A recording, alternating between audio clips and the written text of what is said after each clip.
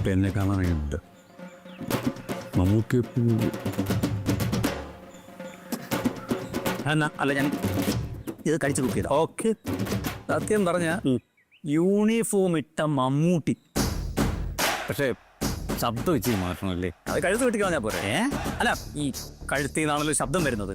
ഇപ്പൊ കഴുത്ത് വെട്ടിച്ചിട്ട് ഒന്ന് ബേസിൽ പിടിച്ചു കഴിഞ്ഞാൽ കിട്ടും.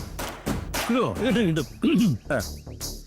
അപ്പം നീ ഒരു കാര്യം ചെയ്യേ, ഇപ്പം പറഞ്ഞു അത് ആ യുവനോട് പറയണം. ഞാൻ അറിയാൻ വയ്യാത്ത പോലെ നിൽക്കാം. ഓക്കെ, അവളുടെ അടുത്ത് പറഞ്ഞാൽ അവൾ വിശ്വസിക്കുമോ? നീ വിശ്വസിച്ചില്ലേ? അപ്പം നീ അവളെയും പറഞ്ഞ് വിശ്വസിപ്പിക്കണം. സാലറി കൂട്ടി തരാം. യമോ യമോ യമോ?